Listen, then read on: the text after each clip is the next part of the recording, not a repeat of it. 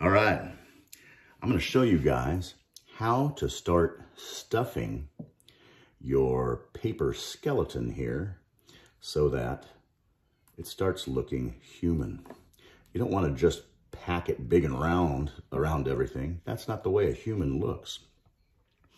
All right, we have to figure out then, where do we need more things to stuff and where do we need less? I got paper towels. I don't have the same ones as you. I have to use my nice ones, my Brawny. If anyone was in distance learning with me, we always talked about Brawny was my helper. Anyway, I got my tape. All right, what we really want to see is what? Where is there stuff we have to build out and where is there not? So we'll start here. Remember, the armpit is supposed to be right around in here, but we should have more of an upper body that's doing this and then maybe coming back out here, or could be a little lower depending on the kind of athletic build or whatever you're working with. We're going to pack in here a little bit, but it's going to get tight around these corners. If it seems too wide there, you can even cut your skeleton a bit. The upper arms will have some packing around, and a little more here, but much less as we get to the wrist, right? All right, so a little bit more around here, a little less here. Right here at the top of the shoulders, probably not going to pack anything. That way you'll end up with a little neck. You'll see in a second, we'll just shove a wad of paper towels inside the head, and then that'll make it strong. Once you get down to here, right, you got maybe a little calf, but you almost just have to make it round. Right? Let's look at the body from the side. I don't know if I'm going to draw this. Let's start back where we just ended up with the legs. Down here, this is like your shin bone here. All you really need is your calf right there. But then your upper leg here has fat and muscle all the way around it, right? Make sure there's buns, otherwise you don't look real. Your back, you can feel your back along here, your spine. This is your spine. Well, there's no fat on there, a little bit of muscle.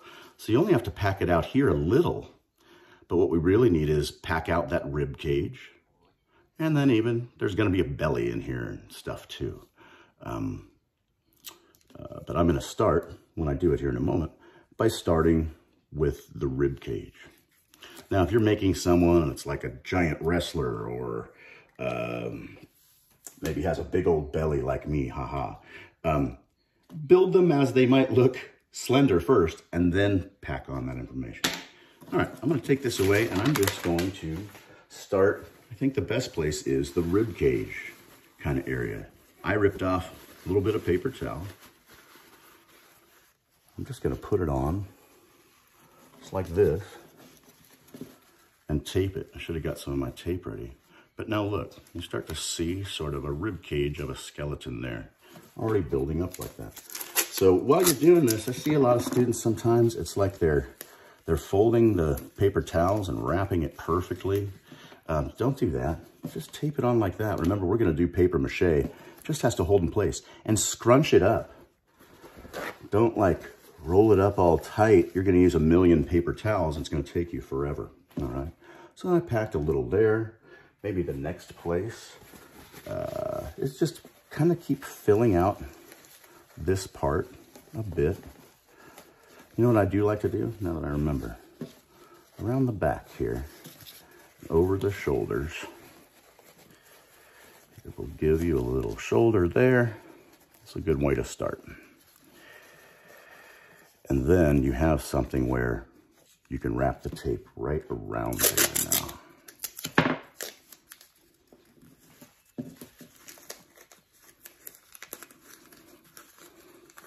There's a good start to the body. Do it in sections like this. Just like we're looking at, there's a section here. There's a section here. This part of the leg, then this part of the arm, then this part. Don't do what I've seen some people do. Hey, I'm gonna do the leg. Just start wrapping tape around that, all right? We still need to pack it together now so it looks like a human. So yeah, what am I gonna do to the arms here? I probably just need a little rip of this. And I'm just gonna do the top part of the arm first. This guy is going to be swole just like me.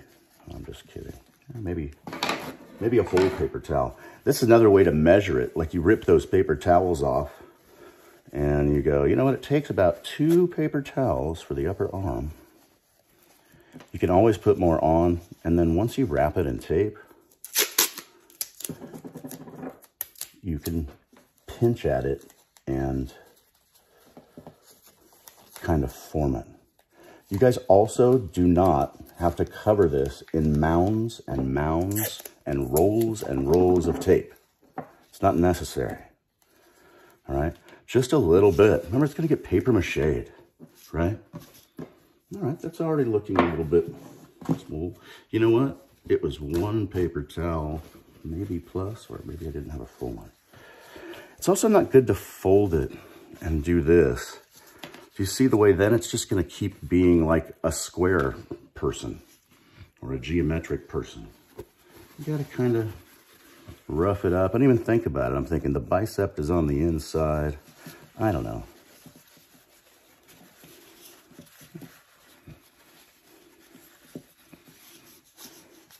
Everybody has a body. And so this should be intuitive as well, where you just go, yeah, that looks right. No, that doesn't. I have an arm. My arm doesn't look like that. Sometimes there's too much. That's why I like the paper towels. I'll rip that off. That's right. All right. I'm doing it pretty fast as well. Look at that body already. That's pretty good. Oh, I forgot about the head. What do we do for the head? I'll put more. Just stuff that right in the head. There you go. Now the head's nice and strong. Later, you'll probably do something to it. I don't know. Maybe a person has a hat or something. So for now, this works. But you'll probably see if you tape it up, see how it starts to have a chin. Dang, Mr. Lamb always has a plan. Guess you can really tape it up now if you know who your person is. All right. I'm just going to keep going here. Down here, this is what you don't want to do. Now I have sort of this thing going. You don't want to just pack it so big that it's just the Michelin Man, as we used to call him, or don't build it so that it already has the clothes that you're planning. Build it as just a body. And then we'll put the clothes or add here and there. So let's see, what do I need in here?